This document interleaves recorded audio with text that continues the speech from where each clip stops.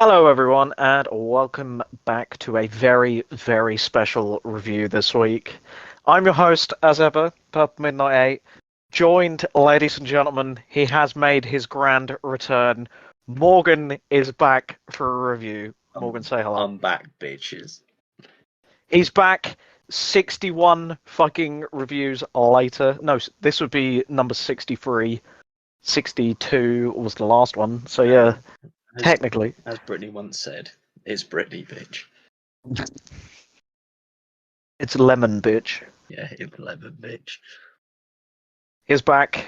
I'm so happy he is back. It has taken ages for him to get back to joining in on one of our little reviews.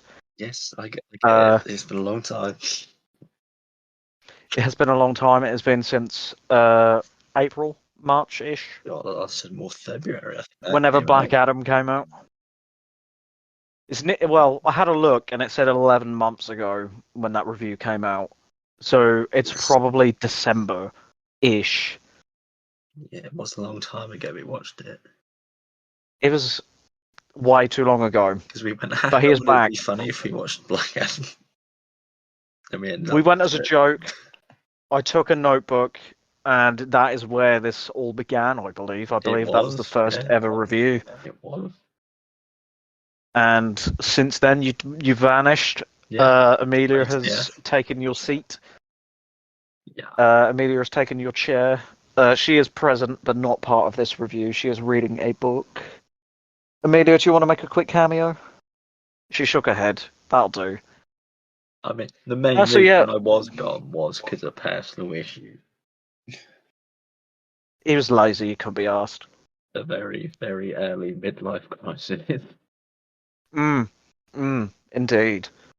So we thought we'd come back with a classic, a favourite of the two of ours. We are back with Shaun of the Dead, the 2004 British horror zombie classic. Forgot to say comedy in there as well. This is the first, of course, of the Cornetto trilogy, including Hot Fuzz and The World's End, which we will cover eventually. There's plenty more films to do. There's all sorts of shite. But in the meantime, we're starting it with Shaun of the Dead. So, how should we get into this? I'm blown out of it by the fact you are finally, you've made your return. Well, yeah. One of just lots of. Well, yeah, I have done my usual.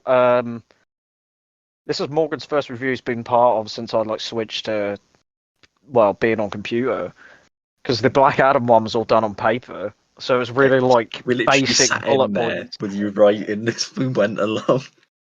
I was just scribbling shit down. It was the most non-cohesive handwriting you've ever seen. But there's lots of just. I remember it just as well.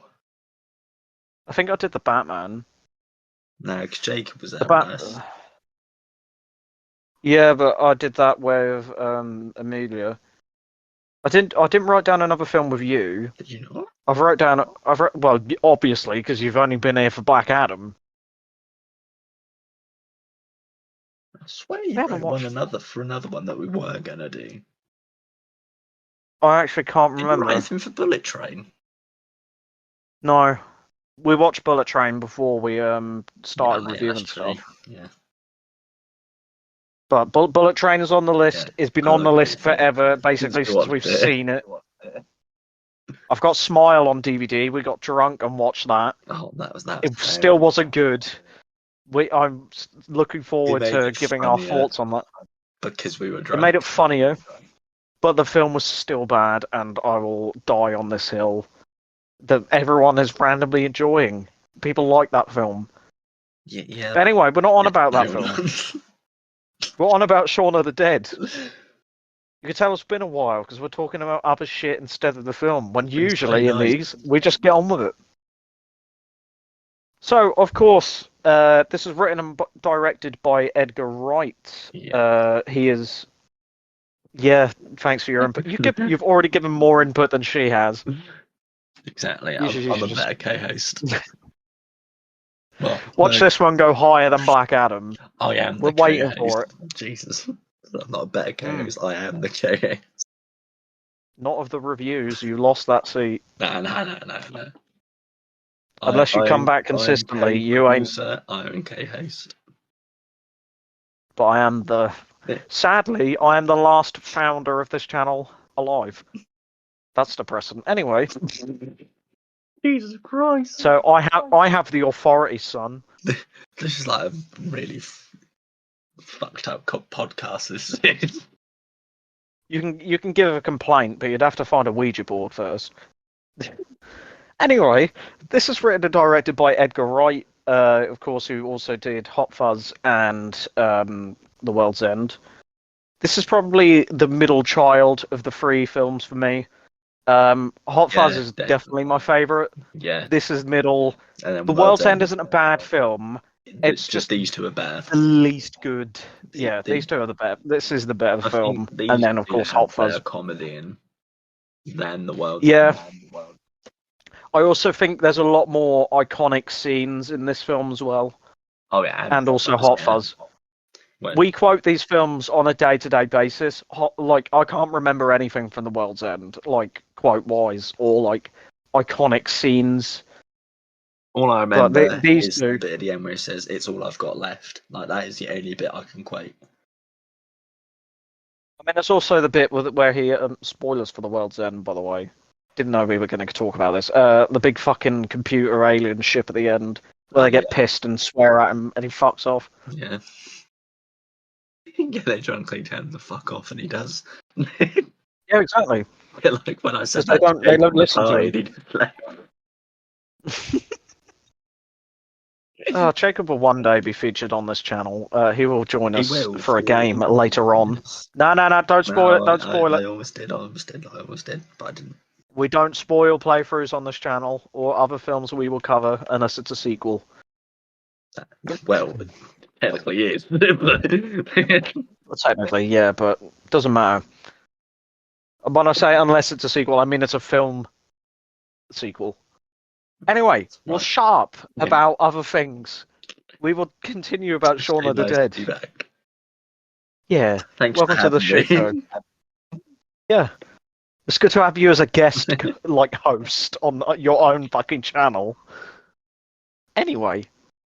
So, blah, blah, blah, Edgar Wright. It's also co-written by Simon Pegg, who, of course, plays Shaun in this film. Simon Pegg, along with Nick Frost, who we will get into a bit later on, is a consistent collaborator of Edgar Wright. He's been in all sorts of different projects, including, as mentioned, Hot Fuzz and The World's End. Wait, they're as well as friends, aren't they? Him and Simon. Exactly. So yeah, we'll get into our little breakdown of the film now. This might be longer because it's you instead of someone else. Well, Black Adam was like an hour and a half. An hour and 37 minutes and 28 seconds. Not that I'd have it up on my phone. No. Pardon me. So, anyway, Shaun, as mentioned, played by Simon Pegg, is sitting in the Winchester pub with Liz, played by Kate Ashfield. Don't know who that person really is. There's a lot of people in this cast I don't really know. No. A lot of that cast, to be fair. I've not seen him much else other than Shaun of the Dead. You wait and see, because there are people that I will mention. You'll think, really? You might. Oh yeah, I know. Like there is there's a few big actors in there. So yeah, his girlfriend Liz, played by Kate Ashfield, who isn't pleased with Simon's friend Ed, played by Nick Frost, who in the background of the scene is playing on one of the fruit machines. That's the one. Needs to go fuck. He's interrupting their conversation, which makes it sound wrong. So Liz has also brought David, played by Dylan Moran, an Irish stand-up comedian, and his girlfriend Diane, played by Lucy Davis. Shaun promises to make things right with their relationship. No. Well, technically he does. He does. Technically. Yeah, he does. So the next day, Shaun and Ed play a video game briefly before Shaun has to go to work. After he gets ready, their housemate Pete, played by Peter Serafinowicz. Great actor. I know how to pronounce. Great actor. Doesn't really act a lot. Not anymore. He's mainly known for his deadpan comedy, which is brilliant. He did. Who tells him? Yeah, he's done a lot of He's done a lot of voiceover stuff. I think more than anything. So he tells him of his irritation of Ed. As he leaves, he misses a call from Liz. On his way to work, in a one-take shot, I must add, which they repeat later on, of him just walking past people in the street, people going about their day-to-day lives, is a really good one-take. I love one-takes. It takes so much effort to execute. I think I remember hearing behind-the-scenes commentary from Edgar Wright, where they literally had people round a corner, like, stopping people from going into shot. And they had to do several different takes of them because people just kept walking in. Yeah. Well, that's the thing. So yeah, he stops filming a village like that. There's just lots of people walking around. Village? Well, he's filmed in London. Well, yeah, but which is like the very outskirts, ain't it? It's like the suburbs. It's not like the city centre. I know we're English and we don't know a lot about London. Cry about it. It's got that really big building that's pointy. The big pointy building, the Empire State Building. Oh, what? I thought it was Statue of Liberty. Anyway, he stops at a corner shop run by Nelson. It's a typical corner shop run by an Indian gentleman. It's very stereotypical of the United Kingdom. What? It's a stereotype. I'm just pointing that out. Before getting on the bus, noticing a woman faint. This, I believe, is the beginning of the outbreak, per se.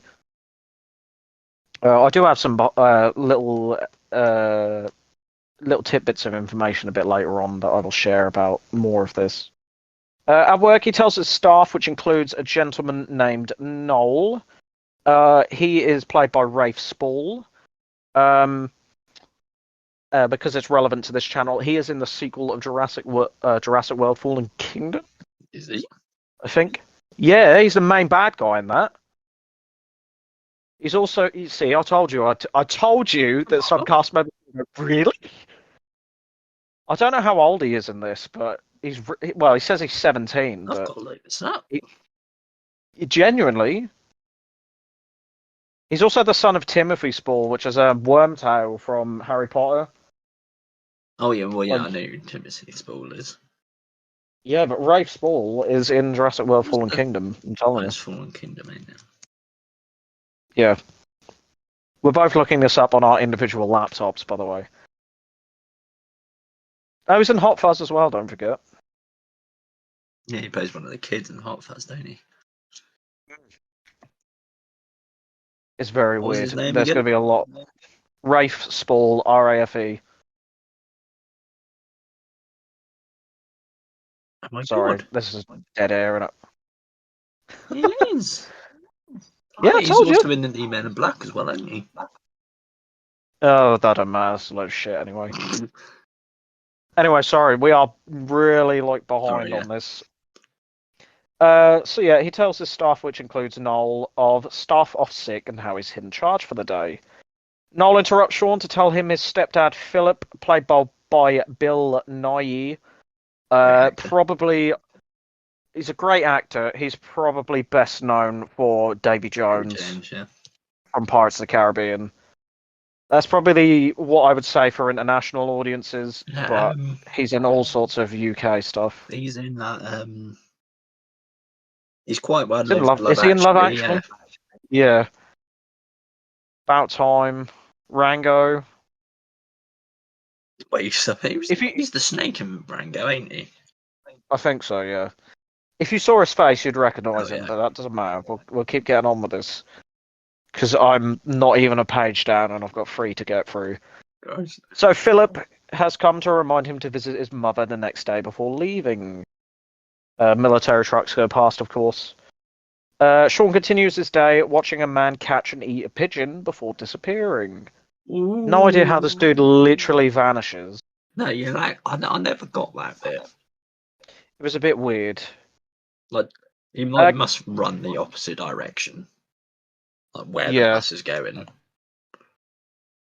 It makes you think, is he a zombie, is he not? Because was he really there? Was he really there? Yeah. So getting off the bus, he sees a man. I want to say he's dead in his car. He's resting his head on the steering wheel. Doesn't raise any concerns for him. He's just like, okay. He sees a man dead in his car before bumping into Yvonne, played by Jessica Hines, before going home. Yvonne will come back later. Shaun fails to book the restaurant he and Liz were planning on going to, and Liz phones after, and Shaun says they can go to the Winchester, which understandably fucks her off. Because obviously, you could say she gets angry.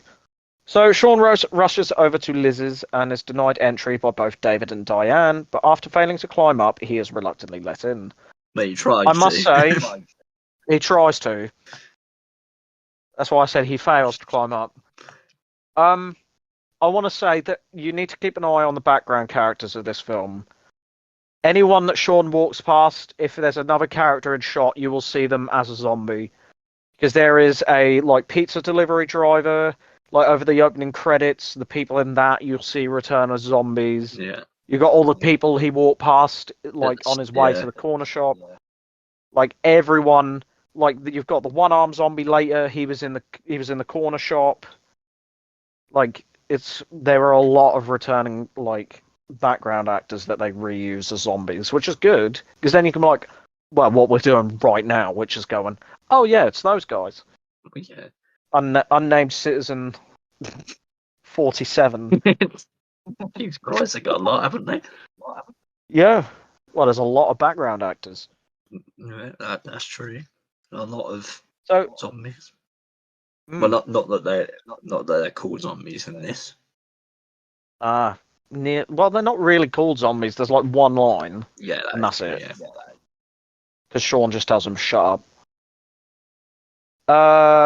So Liz and him argue much to the silent delight of David until she eventually dumps him.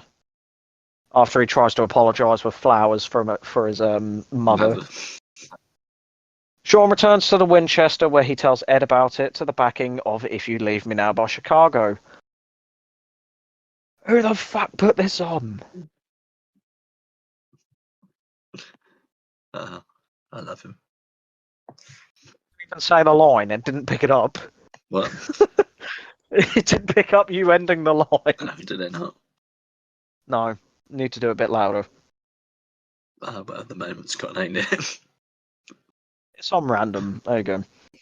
Ed and Nick get drunk and make up stories about the other patrons, including pub owner John, played by Steve Emerson. I have to credit everyone I can, by the way. Mainly because this guy is coming back in a future film that I have got planned. Pointing out his rifle, which they... Well, this is after they made the stories up, because they think that John's a member of the mob. Yeah. After leaving, the two sing, failing to notice a man be partially decapitated by his zombie lover. Believing a man to be just drunk and not zombified, they have a duet with him before going home. Of course.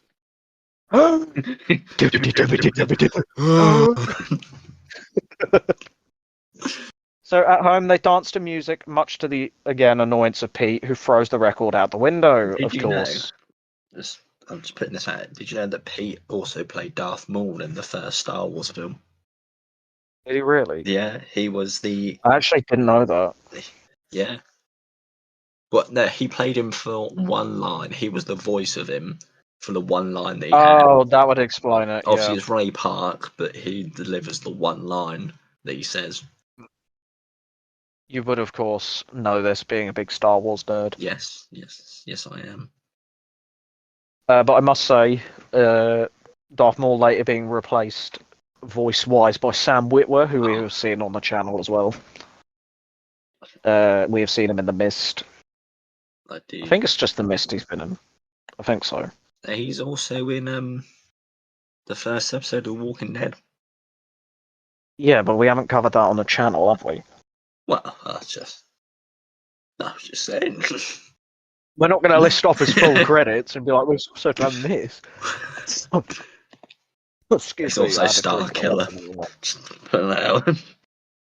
Yeah, doesn't matter. Doesn't matter for now. Right, you completely threw me off where I was. He just thrown a record out the window. Yes. So Pete yells at them and almost attacks Ed, who points out a wound on his hand, which Pete claims he was bitten by a mugger/crackhead, as he says. After passing out in the kitchen, he wakes the next morning and leaves to go to the shop again, following the same route he did the previous day.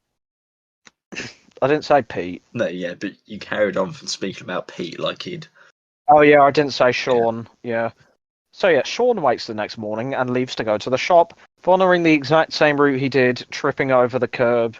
But he does not notice the zombies or all of the, wreckage around him. Smash windscreen. There is the bin man's trolley been left behind.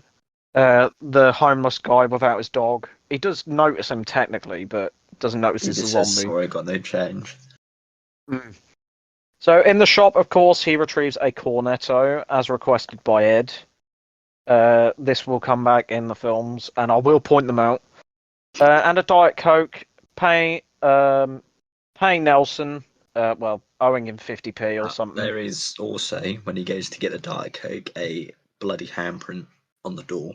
Yeah, and he slips on blood that in reality isn't there because Shaun, Simon Pegg improvised it on the day. That's a nice little fun fact. Yeah, you can see when he goes up to the till that there's no blood on the ground. Yeah. There's this big thing of Edgar Wright doing a breakdown of his iconic moments or whatever. So yeah, he pays Nelson, who emerges as a zombie in the background. And he doesn't notice him, of course. He returns home, flicking through the TV and hearing broken reports of cannibalism. This is a good bit. He's flicking through, and all of the audio is syncing up to talk about people being eaten. So yeah. Did you know there's a girl in the garden? I'm getting there. Ed points out a woman in the garden, or girl. We say this all the time. It is, but not many quotes. There's a girl in the garden. So yeah, Ed points out a woman who is in the garden, and they go out to talk with her, and when she faces them, they only believe her to be a drunk. Of course, she's a zombie named Mary, but I didn't put that in the review itself. The woman attacks Shaun as Ed rushes to take a photo of them before Shaun pushes her onto the bottom of a parasol. I don't know what you would call that. That usually you fill up with water.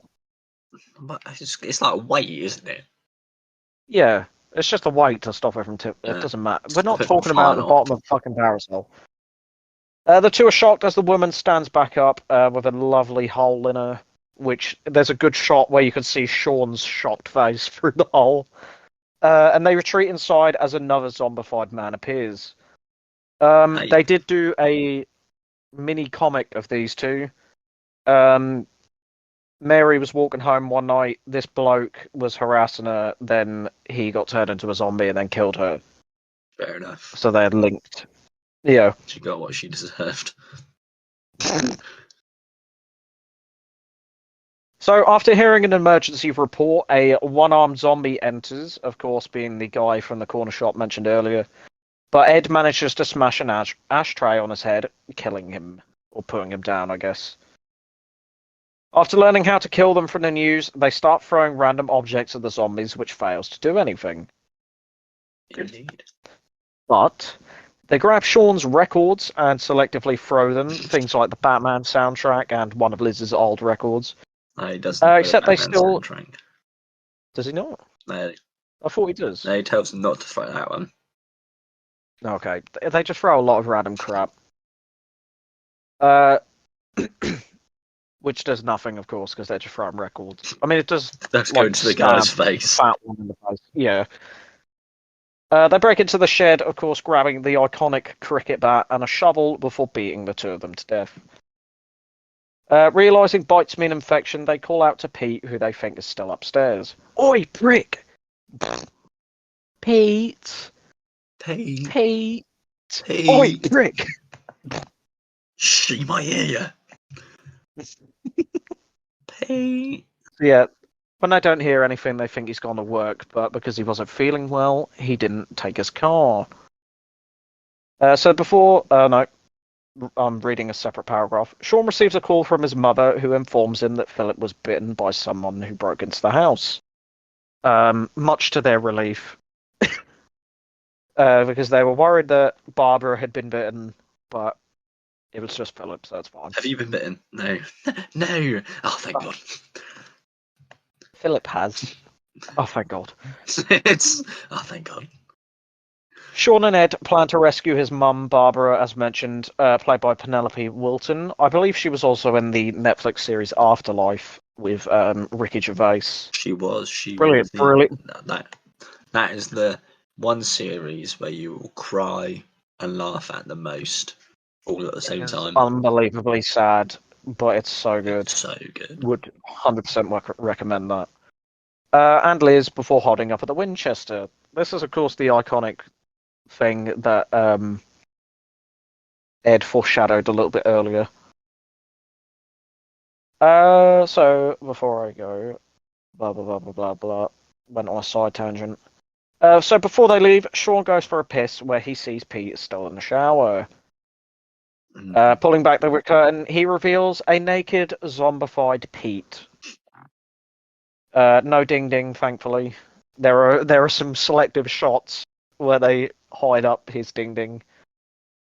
So Shaun and Ed leave using Pete's car to escape as zombies begin to surround his car, including more of the background extras from earlier, like including the zombified child that I think Ed just punches in the face or something. I think he hits him with a shovel. Does, yeah. Yeah, so run out, it just goes bang. It just decks this kid. That is such a good bit of that. So on the way, they hit someone in the road and they reverse back to check on them, but leave after realizing there's a zombie. So they reverse back and go, "Excuse me, are you alright?" You're right. Oh, good. Oh, thank God. So they arrive at up and it's so good. Oh, thank God. They arrive at Barbara's, where Ed is impressed by Philip's Jaguar, and he stays outside just in case they need to escape. Just in case they need to get away. So Shaun reunites with Barbara, who is seemingly unaware of the outbreak, before going to confront Philip. She's very happy to just make a cup of tea and some sandwiches. Cup of tea. Despite people breaking into her house and trying to kill them.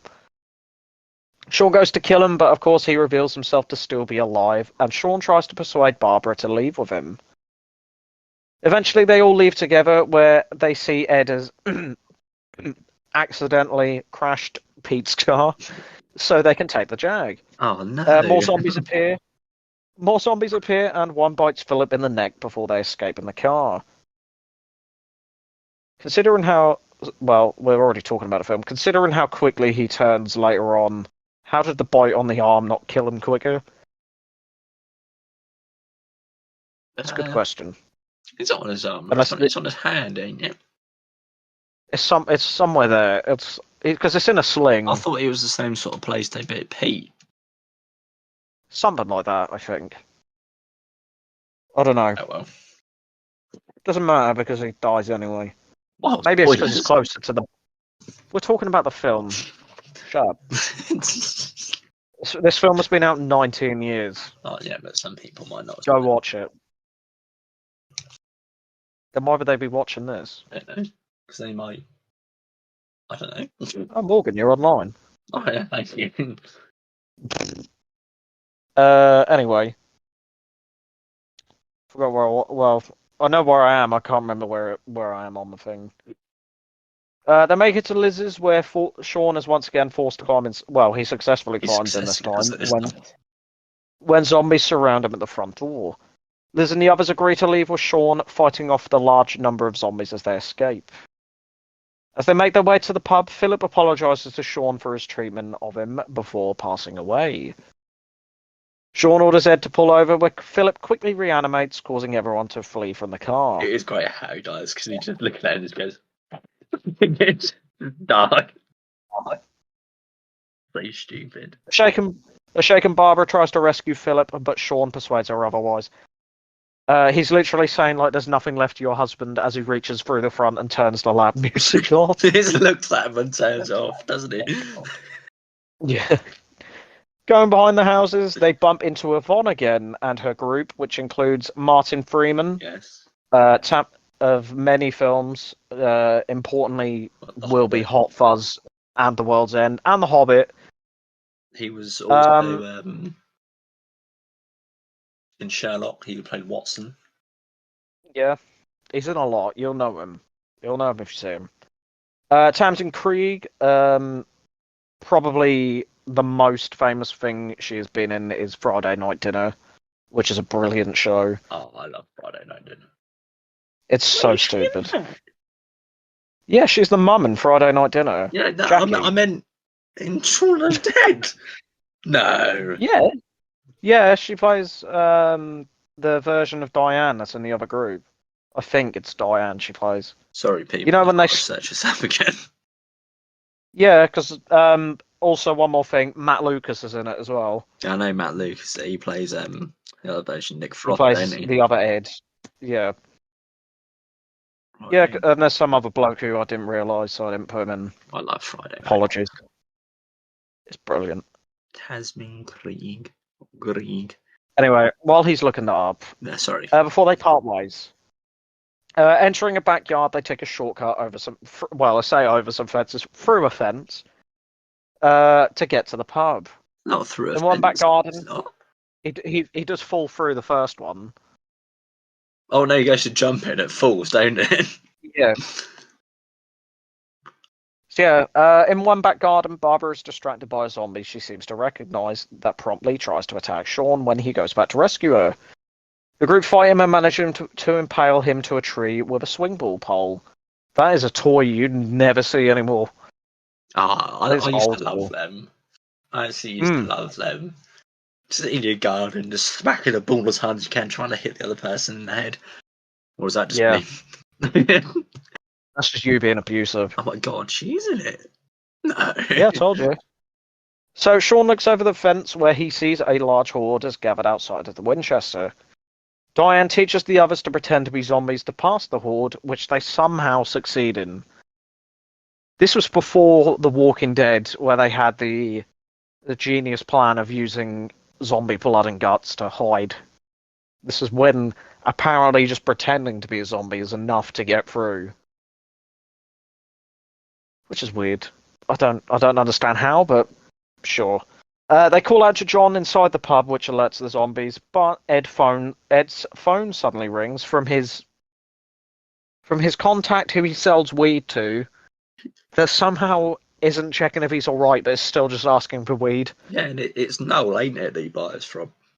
That buys off him, ain't it? I'm pretty sure it's Noel. It makes sense, it wouldn't surprise me. So David decides to smash a bin through a window, which the group enter through minus Shaun, who uses himself as bait to lure the zombies away. The others wait for him inside, with David becoming more hostile and aggravated. Shaun makes his way in, eventually, and the group barricade the hole in the doors before settling in for the night. And when the street lights come on, Shaun goes to turn on the breakers to restore power inside, and when he does, he spots a side door that is surrounded by the undead. Which he turns the light back off and then pulls the blind down. Like, that's going to help. Oh, that's great. We're just looking at him and he just goes, whoop. Yes, maybe not. He returns to the others and tells them about it, but Ed starts once again playing his fruit machine, which makes the undead come to the windows. A zombified John appears as Don't Stop Me Now starts playing on the jukebox. Oh, I love it. This is my favourite scene out of the whole film. This scene is so good. Liz, Ed, and Shaun jump into action, repeatedly beating John as the side door eventually gives in. They beat him to the... They beat him to the theme. Don't Stop Me Now. That's what makes it so good. And they throw darts that end up stabbing Shaun in the side of the head. It's so good. John is ultimately put down when Shaun throws him into the jukebox, just as it's about to kick into the guitar solo as well. Yeah, that was sad. So it's such a good part of the song. It is. It's like the best part. Ed gives Shaun the rifle, which he accidentally fires, revealing it to be real, much to the joy of Ed, of course. Which obviously this retrieves Barbara. Where they were going back to the whole idea of, is it real? Is it real? Is it not real? Is he connected to the mob? I think he was, you know. He had his Wouldn't trophy surprise wife, me. didn't he? He was also a zombie. I didn't put it in. Into one, yeah. Do you see her though? I thought you only saw. Yeah, when David goes, well, whoever goes in the back door when it breaks down, she comes out of the side door and tries to attack them. Oh yeah. But also, she's does one of the mention. zombies that bites Ed as well. David goes through it. Yeah. Someone goes and does it, and then she pops out one of the side doors. Yeah. So Liz retrieves Barbara, who tells her, "Sorry, I completely forgot to mention, we're coming to get you, Barbara." Sorry. Which, of course, is Night of the Living Dead, one of the original zombie films. It's the way you completely shout forgot that phone. We're coming to get you, Barbara. So yeah, Barbara reveals to Liz that she was bitten following the attack in the back garden. This is a very sad scene. The undead break through the windows, causing Shaun to fire at them, only killing a couple of them out of the multiple shots he takes. He also has Shaun goes over to Liz. I'm getting there. Shaun goes over to Liz and Barbara, where he finds out about the bite. The others rush over, leaving David with the rifle as Barbara dies. David points the rifle at them in order to stop her from turning, but Shaun and Ed hold broken bottles to David's neck. I must say, after Diane gets jealous that it's not fair, and then Ed just gives her one, then gets another one. Shaun confronts David about his feeling for Liz, which is admitted to by Diane, who's obviously his girlfriend. I forgot to mention that. I don't know if I did or not. She always knew. Barbara does unfortunately reanimate and is remorsefully put down by Shaun, because David's just like, you do it. Yeah, because he's a pussy. Yeah. Shaun attacks David, who attempts to fire the empty gun at Shaun, which is a nice little touch. Instead of just pointing at him, you can hear him pull the trigger and it clicks. So yeah. I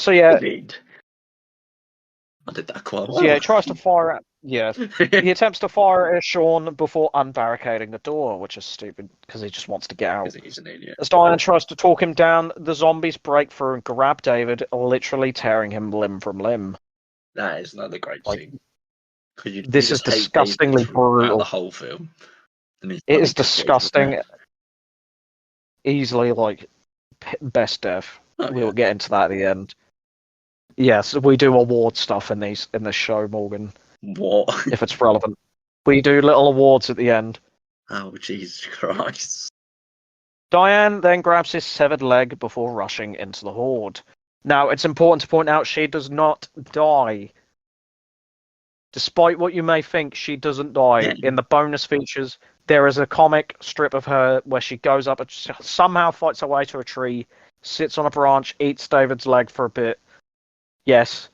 And then gets down when everything's safe. It's never confirmed that she did die. No, it's left ambiguous, and it's very clear that she should have died. You just see her run out trying to save David, even though David's fucked. And even though she's literally holding his severed leg.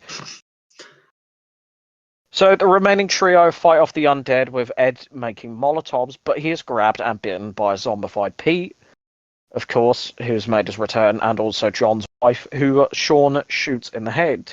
Zombified Pete, by the way. Through the eye, I think. Yeah. Shaun and Liz retreat. Shaun and Liz retreat behind the bar, where they are joined by badly injured Ed. Shaun ignites the bar, which causes the remaining rifle rounds to fire randomly. Escaping into the cellar, they plan on committing suicide using their last few rounds before smoking a cigarette. And from the light of the lighter, they see a button to open a hatch, but Ed refuses to leave with Shaun, staying behind as they flee, leaving him with one last fart and calling him gay. I love you. Gay. Gay. Oh, we didn't mention earlier. We literally said before we started. Nick Froster's just dropped the N-word. Oh yeah. But we will not say it because we will not say it because we are good Christian boys. What? I didn't say it. So I mean, even if you did say it, I can just go and edit it out. But he didn't say it. He's a good boy. No. Please don't make me go through and edit. No. If I did say it, you just had to have bleeped it. But did you say it? Did you not say it? Yeah, that's the question. Did you say it, or did you not? Or did we just bleep it out for no reason? Did I beef it to make it sound like he's a racist or not? Did I say or not? Whoa, whoa, whoa! You can't say that. You can't say that word. So, on the surface, they find the zombies still waiting for them, but conveniently and luckily, the military arrives, running over and shooting a large majority of the horde. Yvonne appears because somehow this woman is still alive, and reunites with them, taking them away with her. So, sometime later on the TV, we see the army containing the outbreak, including a zombified Null being used to work as a trolley boy. Shaun and Liz sit round his house, Shaun's, of course, before he goes into the shed, showing he has kept and tamed a now zombified Ed as the film ends. Yeah. Lovely. Then they play Yay. PlayStation, remember, as well. And then tries to bite him when he goes to the remote. And for some reason, he still doesn't, because he's a good boy. He's a good boy. The good boy. So there we are. He did say... He did. Oh, You almost I can't say that. Jesus Christ, No, I didn't. that's close. Or did I? Anyway. I reckon So, you of course, should that beep was... some of his hair like we are saying. I'll just beep the entire episode out, and I'll beep every like other bit out except for us saying that. Saying what? So it's just like beep, beep. Whoa, whoa. Ooh. That was Anyway, very no. close to saying it. Who said I didn't say it? Exactly. How would they know? Shut up, you nick. God, you went all the way to the G. Right, we're gonna wrap this up before this gets any worse. Before he starts putting on his pointy cape. Hold on, Mum, get my cane. Get my sheet. The boy. Get my sheet and my traffic cone. Get the pitchfork.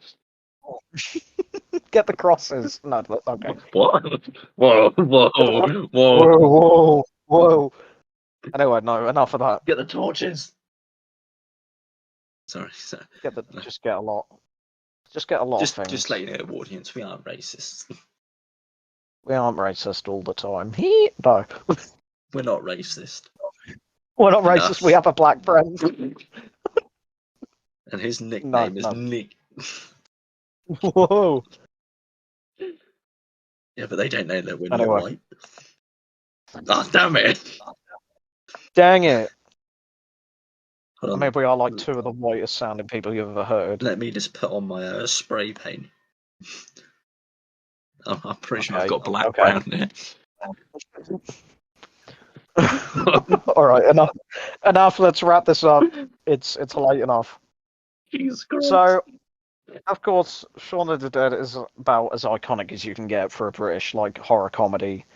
This is one of pretty much the only horror comedy films that I can think of from the UK. There are probably plenty that I can't think of off the top of my head. That's probably. Probably.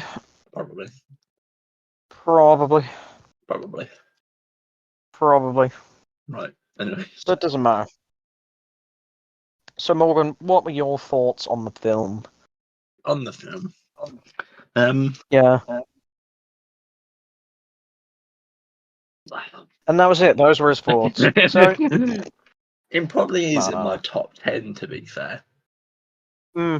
It's up there. It's iconic. I remember watching it.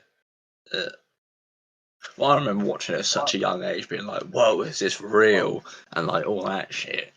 Because I mean, when did it come out? 2004. Exactly. So we're very when I laddies. First watched it, I would have been 5, 6.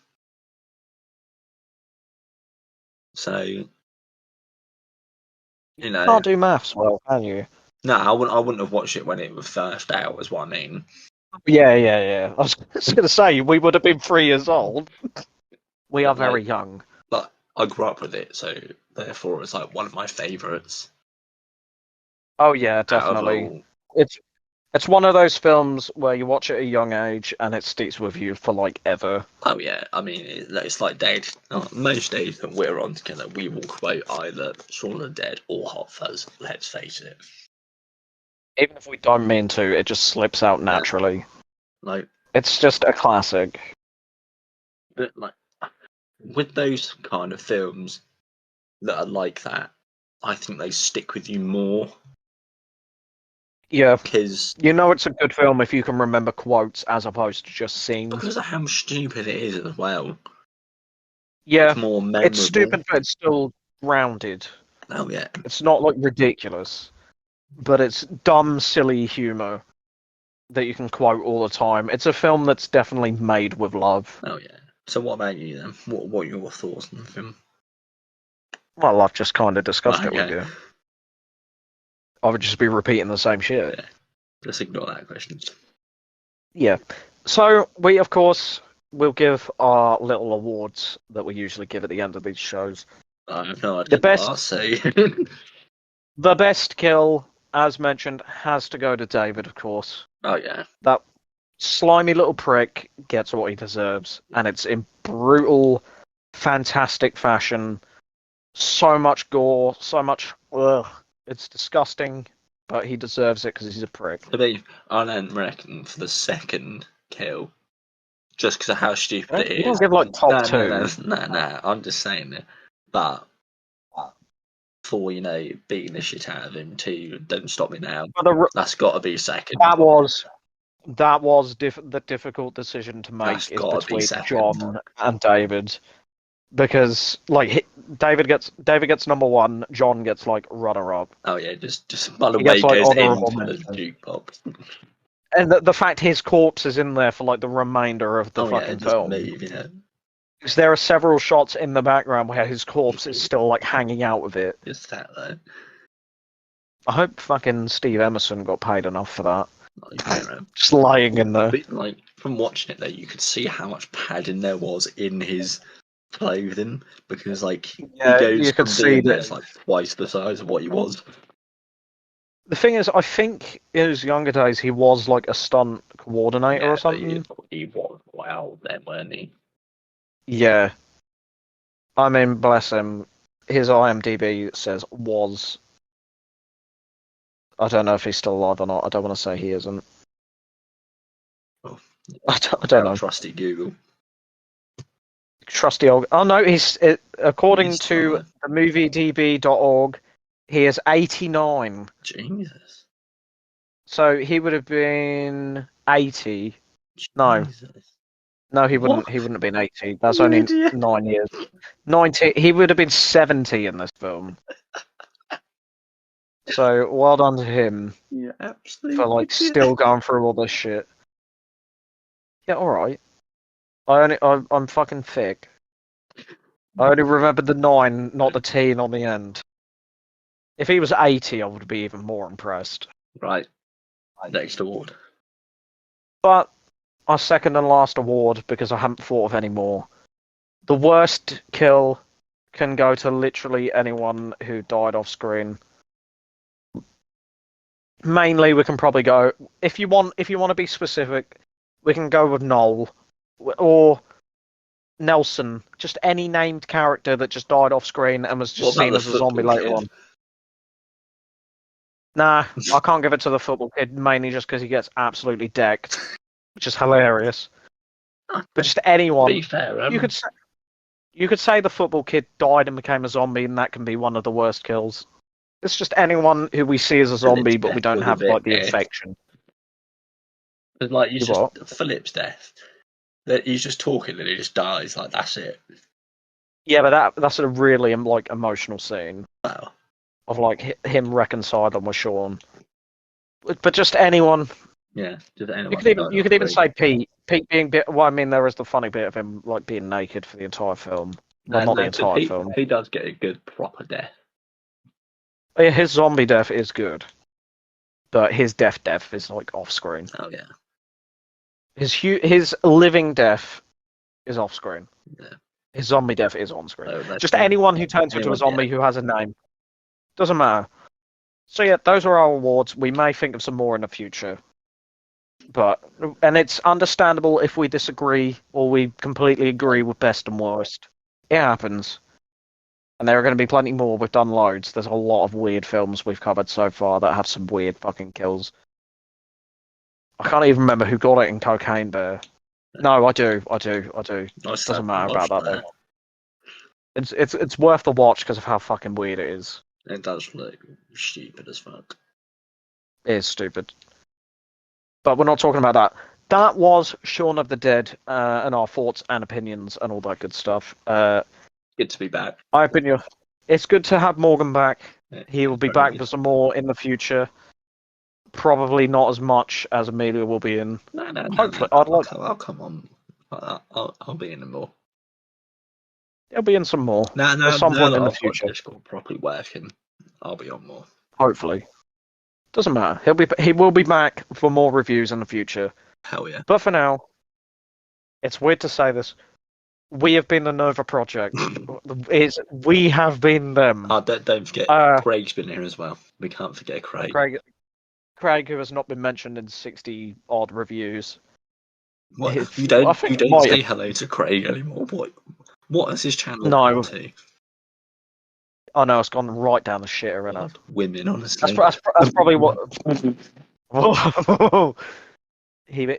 For legal reasons, that is a joke. We might want to cut that out. We're not going to cut that out. This show doesn't get edited. Oh, no.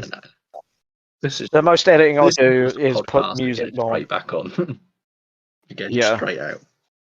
No editing. Anyway, before this goes too far off the rails, we've been the Nova Project. I, as ever, have been your gracious host, Purple Midnight 8, joined for a change, at last, again, by Morgan, aka the Moomalizer. All that good shit. I haven't done this fucking outro in so long. I forgot how to do it. It's been fun. I'm so used to saying like Amelia's bit in the outro that I don't know what to say here. But anyway, it's been fun.